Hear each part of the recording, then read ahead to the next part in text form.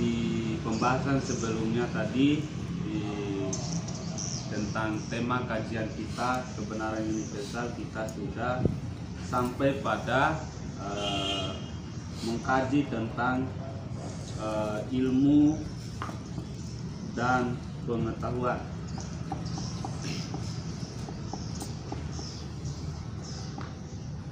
Ilmu dan pengetahuan, bahwa di mana saya sampaikan bahwa tadi pengetahuan ini adalah apa-apa saja yang manusia ketahui, dan setiap yang manusia ketahui itu manusia dapat lewat pengalaman. Artinya apa? Bahwa pengetahuan itu adalah hasil daripada apa yang manusia ketahui, dan setiap yang manusia ketahui itu tidak di luar pengalaman manusia. Semua manusia mendapati pengetahuan itu lewat pengalaman, dan setiap pengalaman manusia tidak ada yang didapat di luar realitas. Semua pengalaman manusia dilewatinya dalam realitas atau pada realitas itu sendiri, baik yang sifatnya fisika maupun metafisika. Itu pengetahuan. Dan ilmu, saya sampaikan bahwa saya mengambil salah satu pendapat Imam Ali. Ali mengatakan bahwa ilmu ini adalah sesuatu yang sifatnya tak terdefinisikan. Semakin kita memberi pendefinisian atau mau menjelaskan tentang ilmu, Anda semakin menjelaskan tentang pengetahuan Anda. Anda semakin menjelaskan pengetahuan Anda yang berkenaan dengan ilmu, bahwa bahkan kata ilmu itu sendiri adalah pengetahuan bagi Anda, bahwa Anda sesungguhnya tidak memiliki ilmu, yang Anda punya adalah pengetahuan. Itu pun Anda dapat pada realitas atau alam semesta yang Anda lewati secara pengalaman, dengan pengalaman Anda. Anda tidak punya ilmu. Pemilik ilmu ini adalah sesuatu yang lain. Ada yang memiliki ilmu. Kita hanya meminjam, dan apa yang kita tahu tentang ilmu atau ilmu apa saja yang manusia ketahui, itu ketika diketahui sifatnya pengetahuan bagi manusia, bahwa pengetahuan Anda tentang ilmu A, B, C dan seterusnya, ilmu apa saja Anda ketahui itu sifatnya pengetahuan, bahwa Anda tidak berhak mengakui Anda punya ilmu, karena pada hakikatnya tidak ada ilmu bagi manusia. Yang ada adalah pengetahuan tentang ilmu apa saja. Karena dari asal kata saja dia berasal dari kata alif, lam dan mim dalam terminologi Arab. Maka dia tak terdefinisikan. Artinya kesimpulan kita pada kajian subkajian ilmu dan pengetahuan ini, bahwa yang mendahului pengetahuan itu adalah ilmu, bahwa ilmulah yang hadir dari awal. Karena adanya ilmu sehingga diberilah pengetahuan pada manusia, sehingga manusia memiliki pengetahuan tentang ilmu. Dengan ilmu inilah manusia kembali mengetahui sumber-sumber ilmu dan mengetahui kebenaran. Bisa paham maksudnya? Atau Anda boleh mengajukan komplain sampai sini. Sebelum kita lanjut, Anda boleh mengajukan pertanyaan, mungkin Anda mau komplain atau apalah itu boleh sebelum saya lanjut. Boleh, silakan kalau ada yang mau. Ada?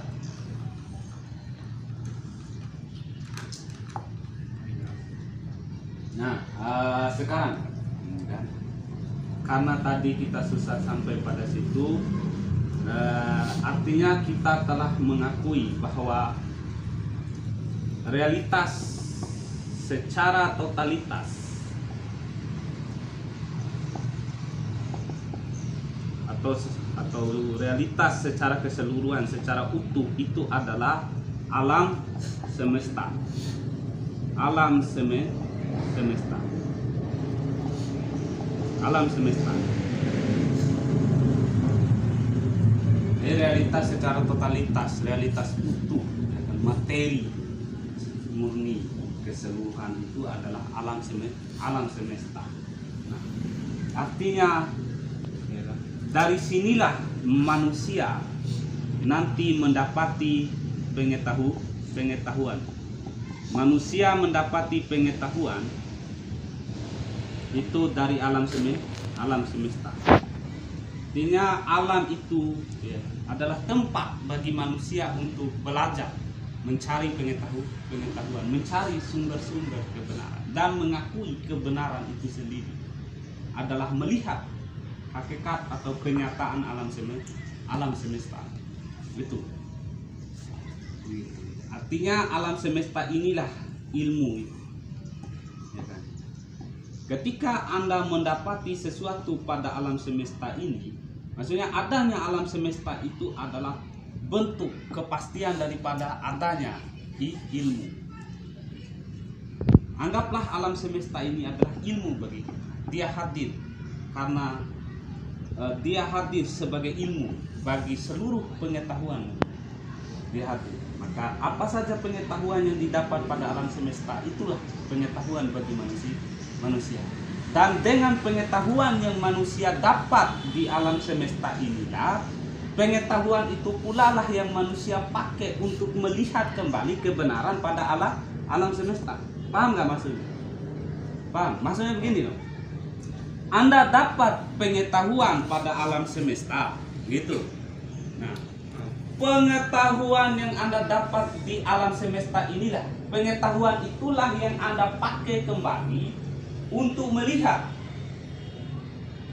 kebenaran pada alam semesta itu sendiri dan mengakui kebenaran pada alam semesta itu sendiri. Setelah Anda mengakui ada kebenaran, setelah Anda melihat kebenaran lewat pengetahuan Anda akan menggunakan pengetahuan itu pula untuk mencari sumber kebenaran itu sendiri.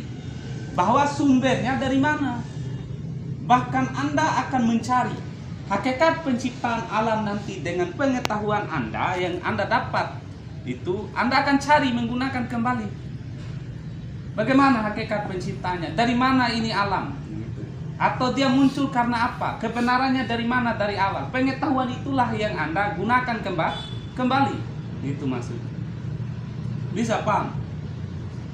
Itu maksud saya. Nah, sekarang kita coba pelan-pelan memahami bagaimana manusia, ya kan? Bagaimana manusia dan manusia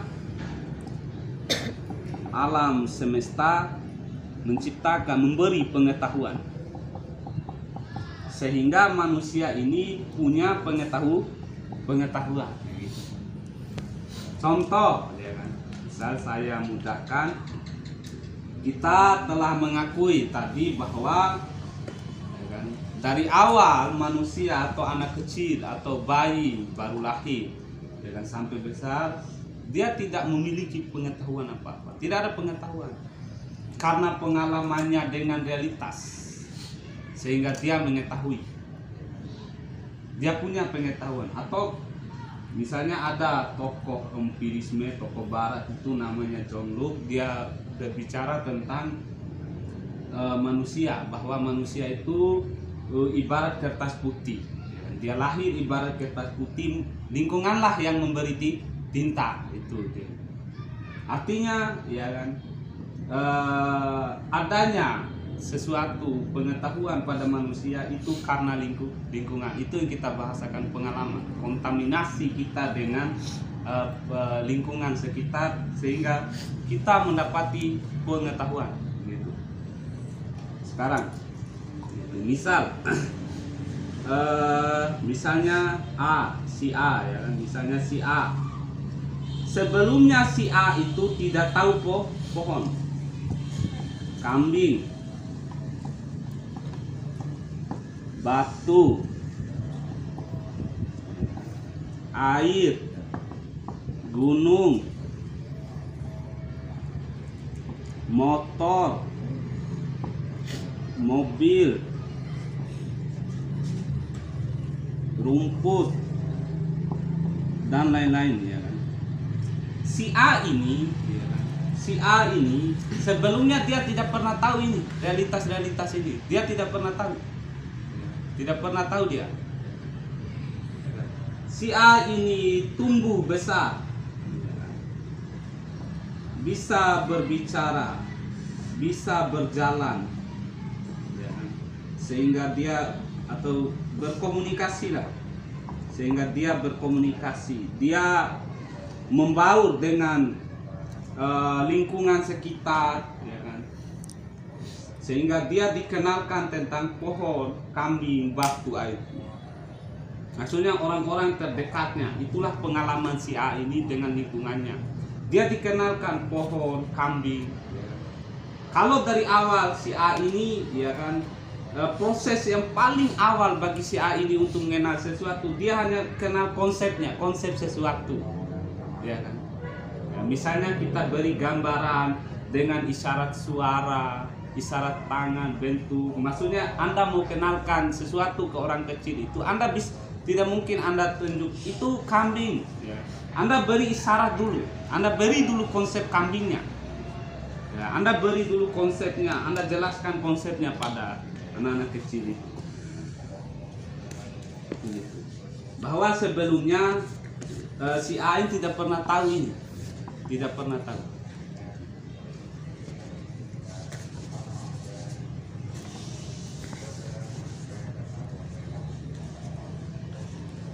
Sekarang pada si A tadi, sebut saja si A, ya. Lihat si A.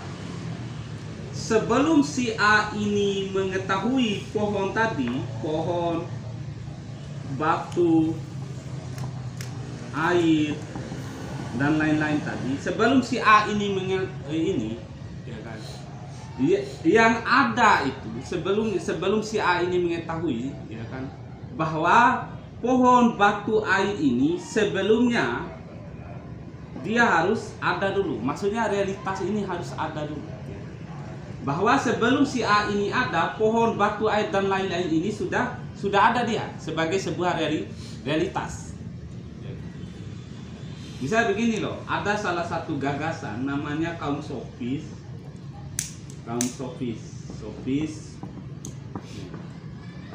Orang-orang ini menganggap bahwa realitas itu adalah, ya kan, persepsi manusia, ya kan, gagasan manusia lah, gitu, ide manusia, gagasan manusia atau ide manusia. Orang-orang ini, orang-orang sofis ini, kelompok-kelompok ini, mereka melihat hakikat realitas atau adanya sesuatu itu, adanya realitas, ya kan, adanya sesuatu. Mereka melihat realitas ini itu bukanlah sesuatu yang mandiri, bahwa keberadaannya sebagai realitas itu sesungguhnya tidak mandiri adanya, tidak ada. Menurut mereka tidak ada, yang ada itu hanyalah gagasan mereka, ide mereka saja. Saya kasih contoh, maksudnya begini. Maksud mereka begini, kaum sofis ini. Kaum sofis ini maksudnya mereka bahwa realitas sesuatu sebagai suatu realitas itu tidak ada, bukanlah sesuatu yang mandiri, hanya gagasan saja. Maksudnya begini. Misalnya matahari, mereka mengatakan matahari, papan ini, ya kan. Menurut orang-orang sofis, matahari itu tidak ada, matahari itu tidak ada, ya kan? Tidak ada. Papan itu tidak ada, pohon itu tidak ada. Menurut orang-orang ini, ya kan. Menurut orang-orang ini, menurut mereka realitas ini tidak ada, ya kan? Hakikat realitas seperti ini tidak ada menurut mereka. Bahwa mereka tidak memiliki, ya kan, keberadaan secara mandiri, gitu. bahwa hakikat mereka tidak ada. Yang ada menurut mereka itu adalah gagasan kita saja, gagasan kita tentang matahari, di mana matahari itu menurut gagasan mereka adalah panas dan cahaya.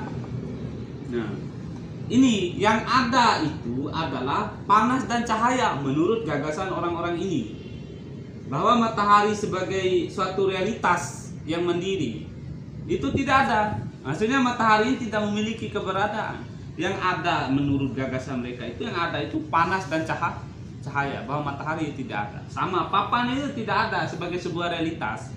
Yang ada itu adalah segi empat dan warna putih. Sama pohon, ya kan? Ini tidak ada sebagai sebuah realitas. Yang ada bagi mereka itu adalah benda, ya kan? Gagasan Anda tentang pohon, ya kan? Maksudnya yang ada itu gagasan Anda. Gagasan Anda tentang sesuatu saja yang ada. Batu, ya kan? Batunya tidak ada bagi mereka. Yang ada itu gagasan Anda tentang batu. Itu yang ada. Artinya mereka tidak mengakui bahwa realitas itu ada sebagai sebuah pengetahuan. Yang ada itu gagasan mereka. Artinya pengetahuan bagi mereka itu, ya kan, muncul dalam diri manusia. Muncul dalam diri manusia. Bukan dari luar diri manusia, atau bukan karena faktor eksternal. Pengetahuan bagi manusia itu bukan karena faktor eksternal, tapi faktor internal lah yang mereka akui. Ini menurut orang-orang sofis, ya kan? Sebenarnya sederhana sih bagi kita, ya kan? Kalau orang-orang sofis, artinya misal orang sofis anggaplah B, si B ini orang sofis, orang kaum sofis ini, ya kan? Si B ini, ya kan? Kalau memang misal dia anggap batu itu tidak ada, yang ada gagasan, ya kan? Anda lempar saja batu ke si B ini, ya kan? Suruh dia, kan dia anggap batu ini tidak ada, ya, sebagai sebuah realitas. Yang ada bagi dia adalah batu itu hanyalah gagasan dia. Maka coba Anda lempar batu ke si B itu, kalau dia menghindar berarti batu itu betul adanya, bukan gagasan manusia. Atau disuruh gagas saja batu ini, suruh saja dengan menggunakan gagasan dia rubah pakai apalah, pakai roti kah, atau pakai kerupuk. Saya yakin pasti menghindar, karena batu itu ada sebagai sebuah realitas, bukanlah gagasan manusia.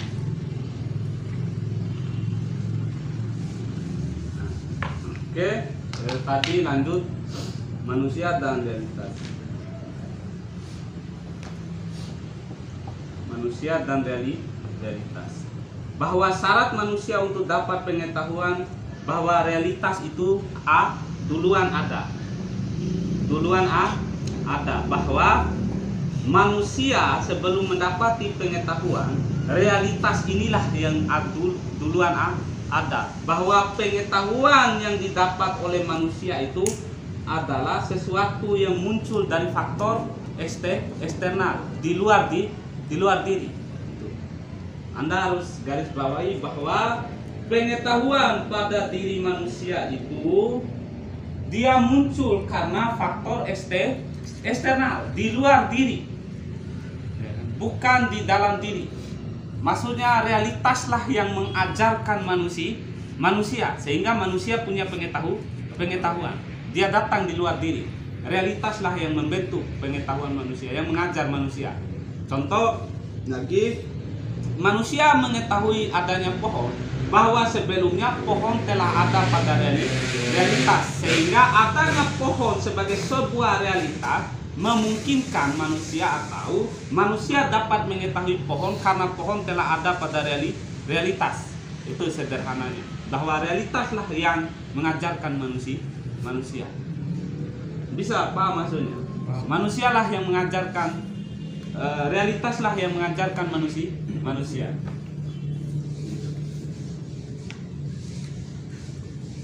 Bahkan dalam salah satu referensi ada sebenarnya manusia dan alam semesta itu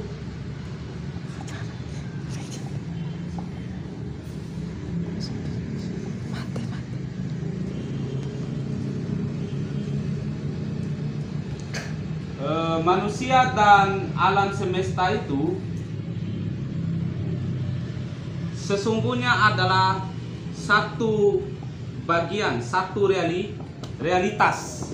Adalah satu realitas yang disebut dengan realitas makrokosmos dan mikrokosmos. Itu dalam buku, salah satu referensi itu buku Sachiko Murata itu yang pernah saya baca, buku The Tao of Islam itu, ya kan, ada istilah bahwa alam semesta dan manusia itu sungguhnya satu realitas juga, ya kan?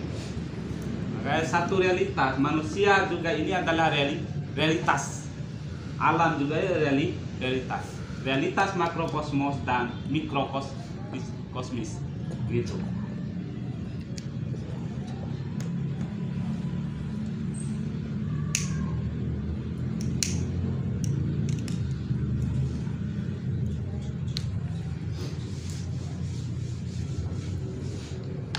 Oke, sekarang karena Anda sudah paham sampai di situ, sekarang saya mau nyatakan bahwa sebelum saya rumuskan pengetahuan ini, dari penjelasan dari tadi, saya mengambil kesimpulan bahwa pengetahuan ini adalah cerminan realitas. Cerminan realitas. Saya nyatakan secara filsafat atau dalam pemahaman pendekatan filsafat, bagi saya pengetahuan adalah cerminan realitas. Saya bahasakan pengetahuan adalah cerminan realitas. Maksudnya adalah cerminan realitas itu adalah realitaslah yang mengajarkan manusia tentang pengetahuan. Bahwa apa saja pengetahuan didapat oleh manusia itu adalah bentukan realitas. Realitaslah yang membentuk kita. Anda tahu apa-apa, Anda dapat apa-apa itu dari realitas, dan dari pengalaman realitas Anda punya pengetahuan. Maka saya katakan pengetahuan adalah cerminan realitas.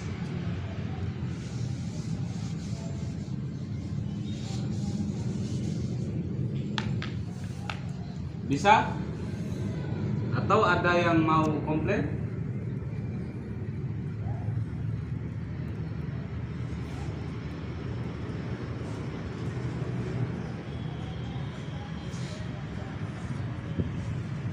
Sekarang kita mau lihat, ya kan, pengetahuan manusia. Sekarang kita mau lihat pengetahuan manusia. Pengetahuan manusia. Karena tadi ya pembahasan kita sudah sampai pada manusia itu punya pengetahuan. Maksudnya manusia sudah punya loh pengetahuan. Dengan rumusan seperti tadi, dengan rumusan yang saya sampaikan seperti tadi, ya kan, dipastikan begitulah manusia mendapati pengetahuan. Dan kita mengakui bahwa manusia itu punya pengetahuan seperti tadi rumusannya. Nah, sekarang manusia sudah punya pengetahuan. Untuk melanjutkan pembahasan kita tentang kebenaran universal ini, kita akan masuk pada poin pembahasan selanjutnya, yaitu kita lihat pengetahuan manusia. Pengetahuan. Karena tadi ingat, kebenaran adalah apa? Kebenaran tadi adalah kesesuaian antara ide dan realitas. Maksudnya gagasan Anda, ide Anda harus punya realitas itu. Pernyataan Anda harus punya kenyataan kayak gitu. Nah, kita lihat kembali. Nah, untuk sampai pada yang namanya kebenaran seperti yang kita definisikan, langkah pertama adalah memeriksa kembali pengetahuan manusia. Kenapa harus diperiksa? Ya kan? Karena pengetahuan yang manusia dapat itu pada realitas, maka kita lihat kembali apakah pengetahuan mereka itu sesuai nggak dengan realitasnya, sesuai nggak, ada nggak kenyataan pada realitasnya. Bisa? Bisa. Ya kan? Karena kebenaran itu adalah ketika ide punya realitas atau pernyataan Anda punya kenyataan atau pengetahuan Anda ada pada realitas, sehingga Anda tidak katakan tahu. Saya sampaikan lupa, kesalahan ya. Ya kan, lawan daripada kebenaran adalah kesalahan. Apa kesalahan? Kesalahan atau fitnah.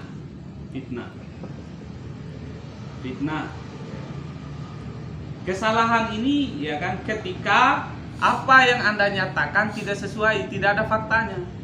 Gagasan Anda tidak punya realitas. Pengetahuan Anda tidak ada mampu buktikan, itu disebut kesalahan. Atau Anda katakan ada uang di dompet Anda, tidak ada. Anda katakan uang 10.000, kenyataannya 5.000, itu kesalahan, fitnah namanya, tidak punya realitas. Maka untuk itu ya, kita lihat kembali pengetahuan manusia untuk membuktikan loh kebenaran ini. Ya, pengetahuan Anda harus Anda kaitkan kembali pada realitas. Anda harus keluarkan kembali, uji dulu. Anda uji kembali pengetahuan Anda, ada nggak kenyataannya, sesuai nggak dengan realitasnya. Karena dari awal pengetahuan itu titik startnya atau sumber bagi pengetahuan Anda adalah realitas di luar diri Anda, bukan di dalam diri Anda dapat pengetahuan, tapi di luar diri. Maka sesuatu yang datang dari luar, ketika Anda pakai sebagai sebuah pengetahuan, maka Anda harus kaitkan kembali keluar. Anda harus kaitkan kembali. Sesuai nggak? Betul nggak? Ada nggak? Itulah yang disebut kebenaran nanti. Maka pengetahuan manusia, seluruh pengetahuan manusia yang ada dalam diri manusia ini berlaku umum, saya bicara, bukan berdasarkan kelompok atau, tapi saya mengambil sampel manusia secara umum, keseluruhan lah, manusia secara keseluruhan. Anda boleh bantah dan boleh komplain, bahkan kita berani uji, boleh kita uji ini, boleh kita uji bahwa seluruh pengetahuan manusia yang ada di muka bumi ini, pengetahuan manusia itu terkelompokkan menjadi 3 bentuk gagasan dalam diri. Bahwa hanya ada 3 gagasan, hanya ada 3 bentuk pengetahuan yang ada dalam diri manusia. Seluruh pengetahuan yang ada dalam pikiran saya atau diri Anda ini, itu terkelompokkan menjadi 3 kelompok pengetahuan. Ini berlaku umum. Bisa paham maksudnya? Bahwa seluruh pengetahuan manusia itu terkelompokkan menjadi 3 bentuk, 3 pengelompokan pengetahuan. 3 pengelompokan pengetahuan itulah yang kita mau lihat keluar, kita mau kaitkan keluar pada realitasnya, biar kita tahu. Yang pertama ya kan, bentuk pengetahuan dalam diri kita ini ada yang namanya pengetahuan wajib ada. Yang pertama itu ada yang namanya pengetahuan wajib ada. Yang kedua ada yang namanya pengetahuan mustahil ada. Ada. Yang ketiga ada pengetahuan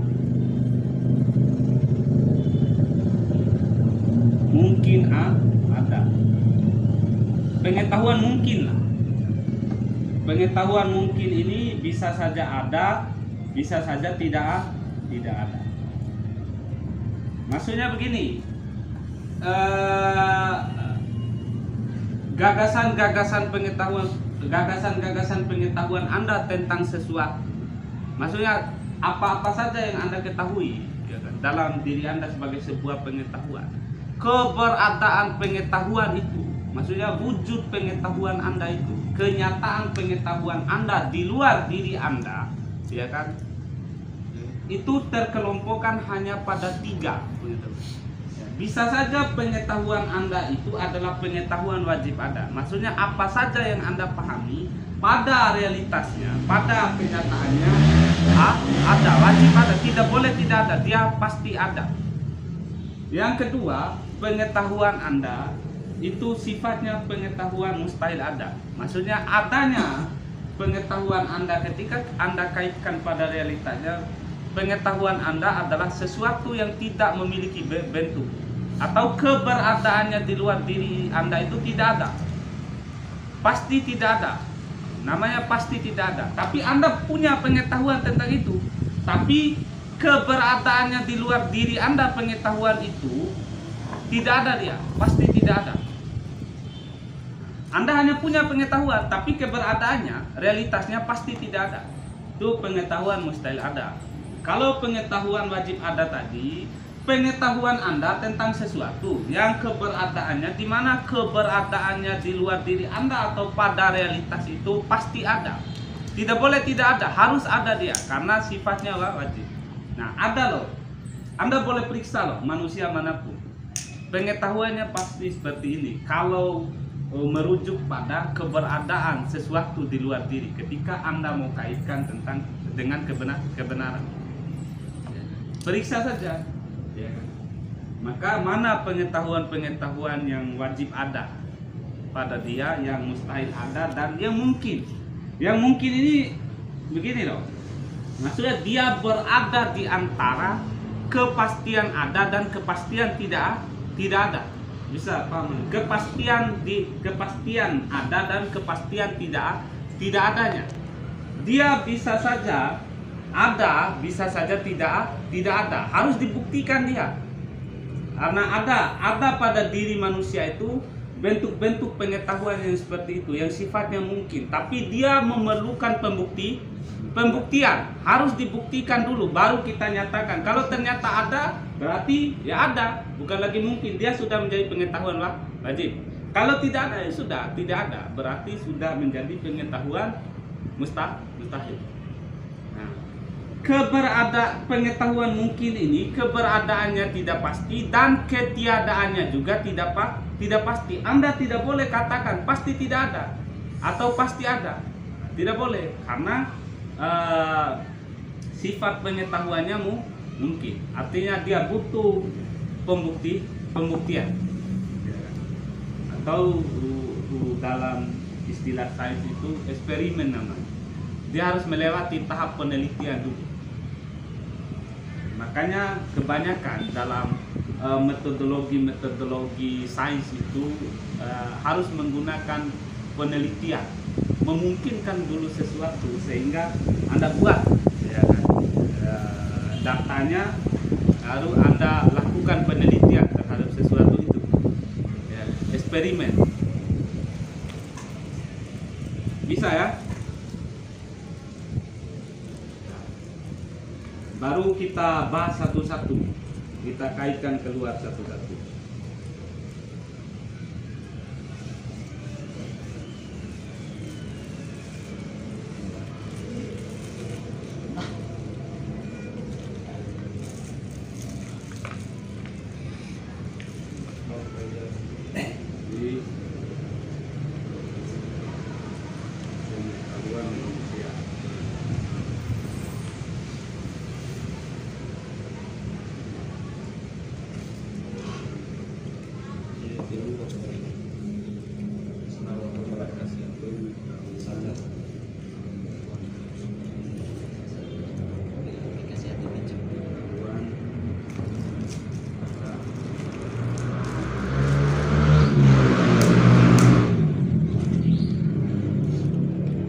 Anda bolehlah bertanya dulu sebelum kita bahas ini, kalau ada yang mau bertanya. Tidak ada pertanyaan, Bang. Ada ya? Ya. Kenapa tidak ada? Anda paham nggak?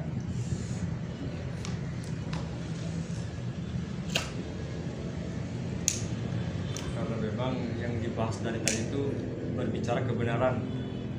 Ketika kita mengomplain berarti kita keluar dari kebenaran. Tidak, maksudnya konsepsi kita, gagasan, konsepsi kita tentang pandangan, gitu. Cara pandang kita terhadap ini, ya kan, kita mau samakan. Kalau ternyata tidak sama, ya bagaimana? Ini kan kita coba mengajak untuk menyatukan gagasan, berjumpa gagasan lah secara filsafat, gitu. Menggunakan pendekatan filsafat. Nah, siapa tahu Anda keberatan, atau ada yang Anda mau tambah, atau Anda kurang paham lah, atau menurut Anda begini, menurut saya begitu. Gitu. Biar kita sesuaikan pemahaman kita menggunakan hukum akal.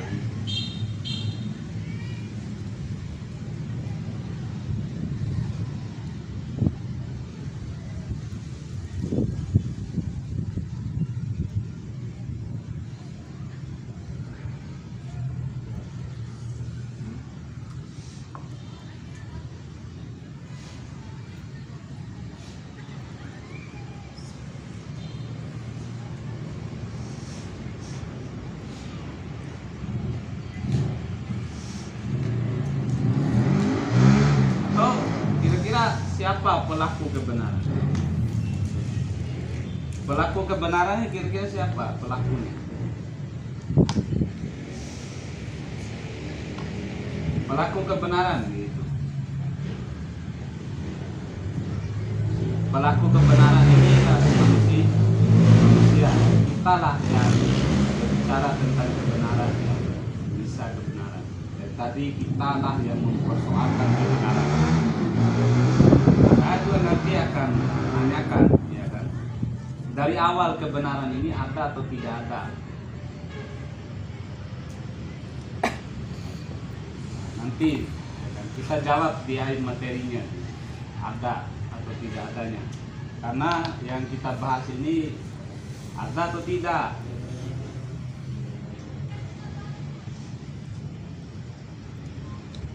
Oke, pengetahuan wajib ada, ya. Pengetahuan wajib ada adalah pengetahuan yang keberadaannya di luar realitas atau di luar diri Anda atau di luar diri kita atau manusia itu adanya itu pasti, ya. Dia tidak boleh tidak ada.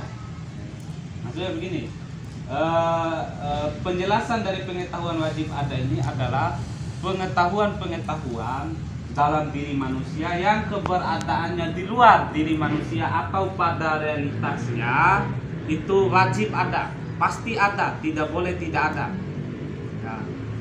Nah, contoh-contoh pengetahuan wajib ada yang dikonsumsi oleh manusia, maksudnya pengetahuan yang dimiliki oleh manusia yang sifat pengetahuannya itu wajib ada di realitas itu, contohnya pengetahuan seperti apa, gitu.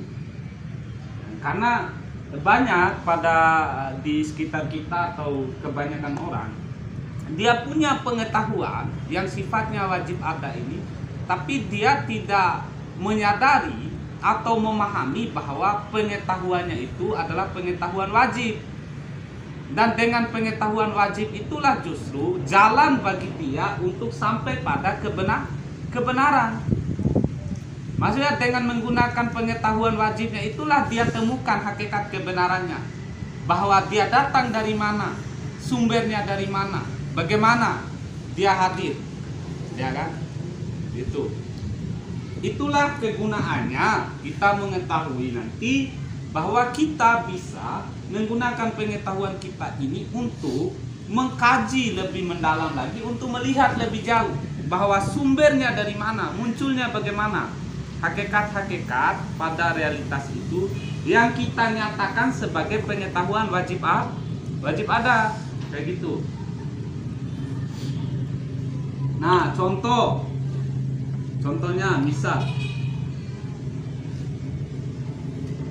contoh pengetahuan kita tentang air lah. Contoh pengetahuan kita tentang air, di mana kita menyatakan ada air di muka bumi. ada air di laut, ya kan? Itu. Ini contoh, ya kan? Itu.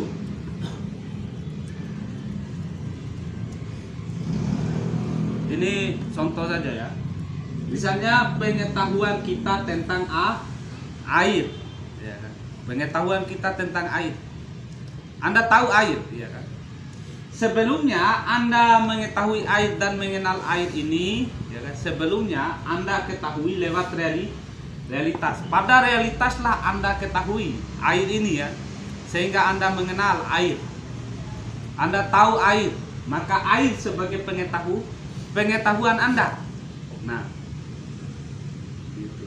Lalu Anda nyatakan air itu dalam bentuk pengetahuan Anda. Ada air di muka bumi, ya kan? Ada air di laut, ya kan? Gitu. Ada air di sumur, di sungai dan lain. Tapi saya ambil dua, ya kan? Ada air di muka bumi atau ada air di laut lah. Ini contoh pengetahuan Anda. Nah, sekarang pengetahuan Anda tentang air dengan rumusan seperti begini, ada air di muka bumi atau ada air di laut. Ini adalah bentuk pengetahuan yang sifatnya wajib ada. Maka pengetahuan Anda tentang ini, keberadaannya di luar realitas itu wajib ada dia. Sifatnya wajib. Ini pengetahuan wajib ada. Kenapa wajib ada? Karena pengetahuan Anda tentang ada air di muka bumi, wajib nggak ada air di muka bumi? Wajib. Kalau Anda mau bantah silakan. Siapa yang bisa bantah? Atau tanyakan manusia mana yang bisa bantah ada air di muka bumi. Cari manusia yang mampu membantah pengetahuan ini ada air di muka bumi. Ada air di laut. Ada nggak yang bisa bantah pengetahuan ini? Bahwa ada air di laut. Ya, kalau Anda bantah, konyol namanya. Ya, yang namanya laut tidak disebut laut kalau tidak berisi air. Ada air di muka bumi, bisa Anda bantah? Ya, inilah maksudnya pengetahuan wajib ada itu, bahwa pada pengetahuan Anda ini model contoh pengetahuan dalam diri Anda pada realitasnya adalah ada, dan sifat adanya itu wajib, tak terbantahkan. Anda tidak bisa bantah ini ada air di muka bumi, wajib, karena air itu wajib ada di muka bumi, wajib adanya. Di laut wajib ada, tidak boleh bantah. Anda tidak sanggup membantah dengan akal Anda, ya kan, pengetahuan ini. Ya. Nah, tadi kebenaran itu adalah kesesuaian antara pernyataan dengan kenyataan. Ide punya realitas, tapi yang sifatnya wajib, pasti dia. Tidak ada lagi Anda komplain. Maka saya ambil pengetahuan ini. Ada air di muka bumi. Ini pengetahuan, ini ide Anda, pengetahuan Anda. Pada realitasnya, faktanya ada dan pasti lagi, wajib lagi. Wajib. Ini yang disebut kebenaran.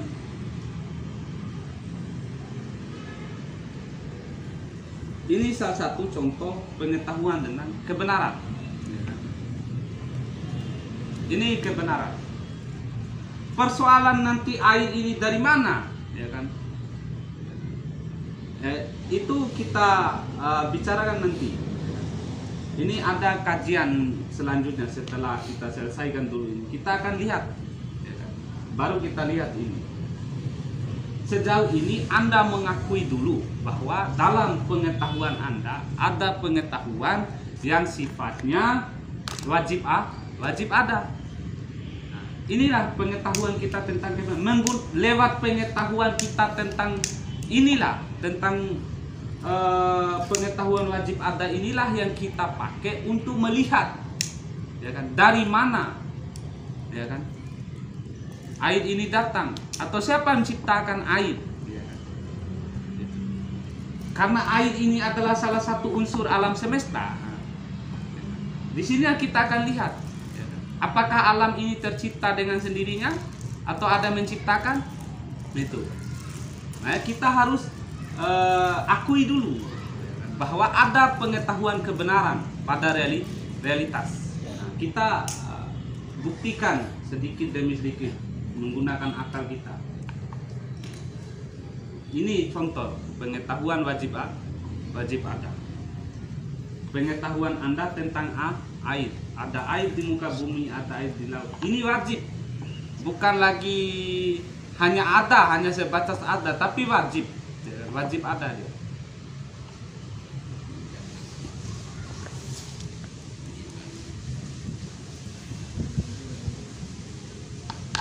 Yang kedua,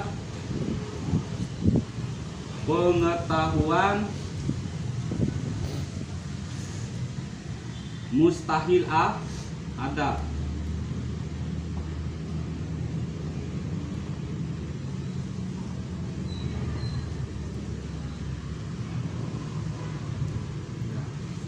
Oke, ya. Tadi kita lanjut.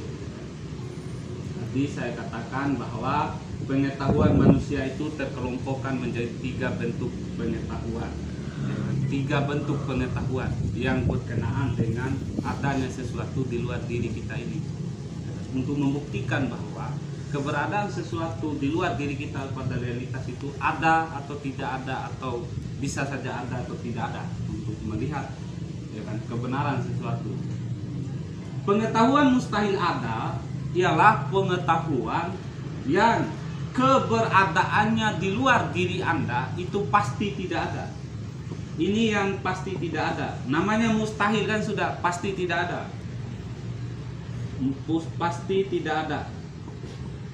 Tadi yang wajib ada ya kan. Ini yang pasti tidak ada, yang mustahil. Ya kan? Maksudnya di sini Anda boleh punya pengetahuan dalam diri Anda. Pengetahuan itu ada.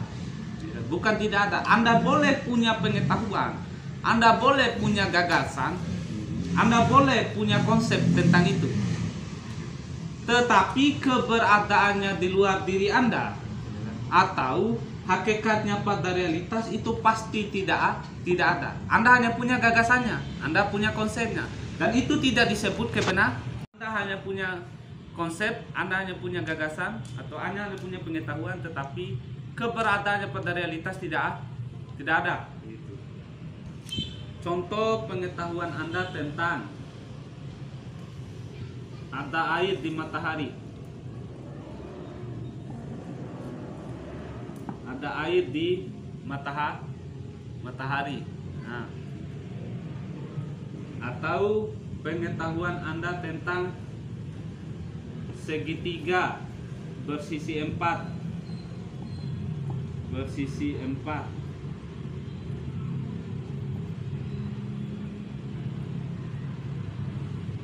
Itu. Apies, ular berkaki 1000. Ini contoh-contoh pengetahuan loh. Contoh-contoh gagasan. Banyak. Anda punya konsep-konsep seperti ini, Anda punya pengetahuan seperti ini, semua punya. Anda boleh punya gagasan seperti ini, Anda boleh punya pengetahuan seperti ini, Anda boleh punya pengetahuan api es, ada air di matahari, segitiga bersisi 4, ular, Anda boleh punya. Gagasan-gagasan ini ada dalam diri kita, bahkan gagasan-gagasan lain lah selain ini.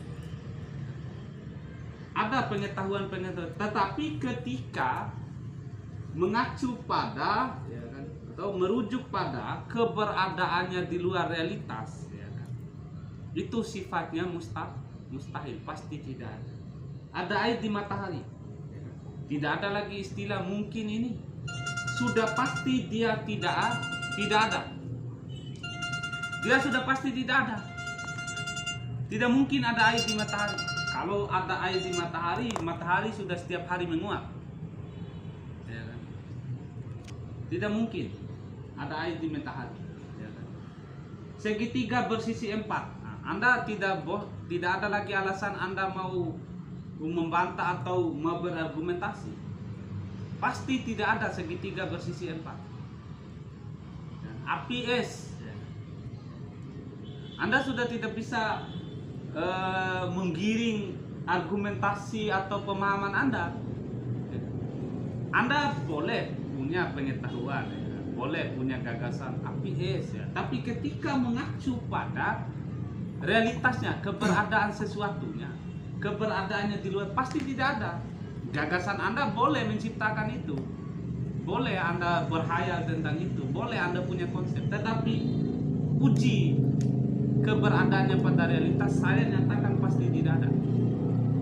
Inilah yang disebut pengetahuan mustahil atau gagasan kesalahan atau disebut fitnah. Gitu. Bisa? Itu maksudnya.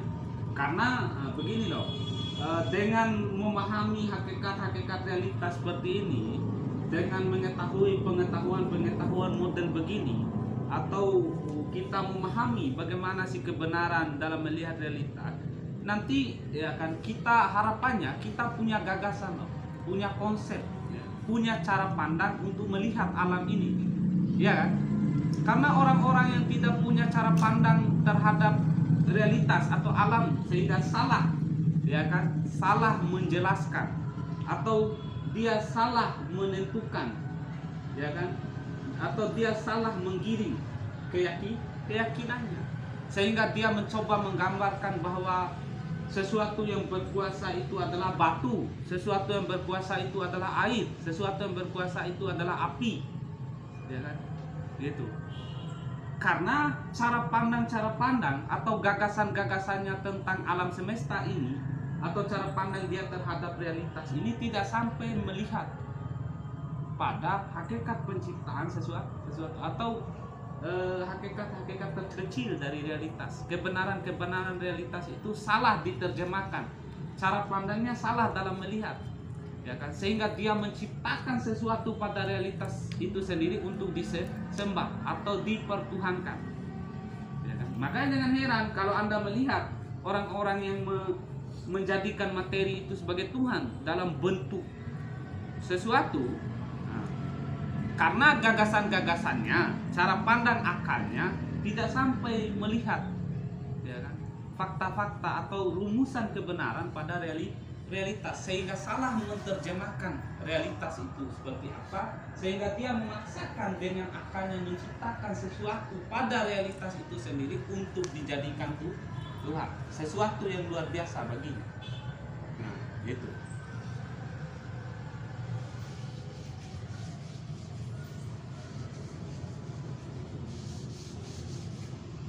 Nah, sekarang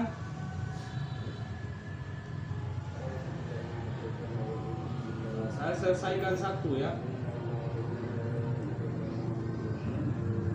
Sekarang pengetahuan mungkin ada.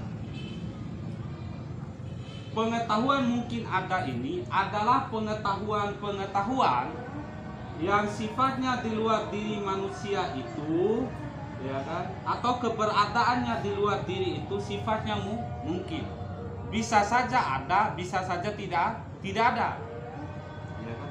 Kepastian adanya juga tidak pasti, kepastian tidak adanya juga tidak pasti.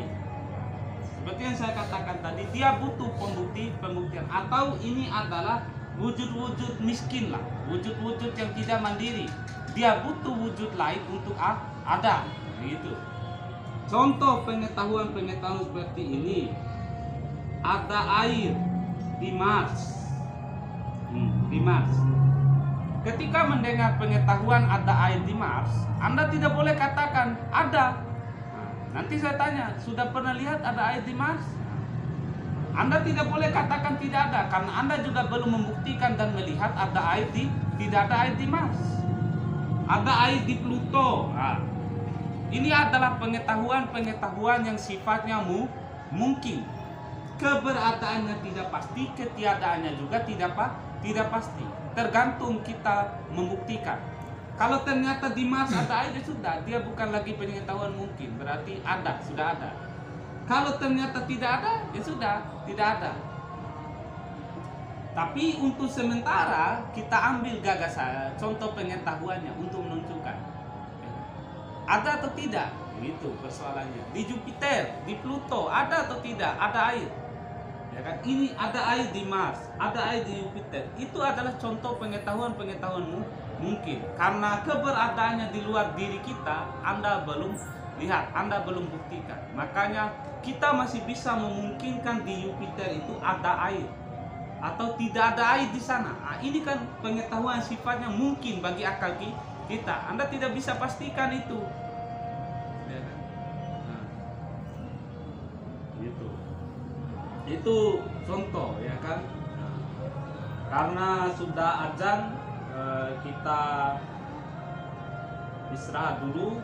Nanti di lain kesempatan kita lanjut untuk sesi materi ini. Insyaallah di pertemuan selanjutnya kita akan selesaikan sampai kita mengakui bahwa kebenaran universal yang kita bahas itu ada, bukan tidak ada. Dan kebenaran itu bukanlah angan-angan, bukanlah sesuatu yang relatif, bukanlah sesuatu yang menurut akal Anda adalah buatan pikiran, bukan. Tapi pasti kebenaran itu ada dari awal dan kita akan buktikan. Oke, karena sudah azan kita istirahat dulu, kita akhiri pertemuan ini dan di pertemuan selanjutnya kita tuntaskan. Paling tinggal satu kali pertemuan materi ini. Kita lanjut di pembahasan selanjutnya. Kita masih lanjut di pembahasan. Masih ada tiga submateri, tiga pembahasan yang berkenaan dengan materi kebenaran universal ini. Setelah pembahasan ini kita masih ada tiga sub dari materi ini untuk menyelesaikan materi ini. Baik, sekian. Terima kasih teman-teman karena sudah mendengarkan dan mudah-mudahan ada hikmah bagi kita. Oke, saya akhiri, saya kembalikan pada moderator saya. Sekian dan terima kasih.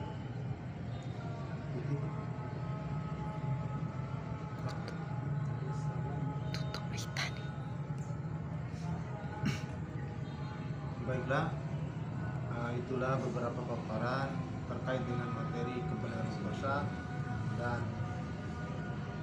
selanjutnya akan dibahas lagi lebih rinci kelanjutan materi ini karena mengingat waktu kita mepet dan kita sudah masuk pada sholat isya. Kita lanjutkan di lain waktu. Untuk hari ini alhamdulillah kita sudah sampai pada materi ini. Akhir kata kita ucapkan billahi taufiq wal hidayah. Wassalamualaikum warahmatullahi wabarakatuh. Waalaikumsalam warahmatullahi wabarakatuh. Baginya Bakaksi bagi proteksi. Bagi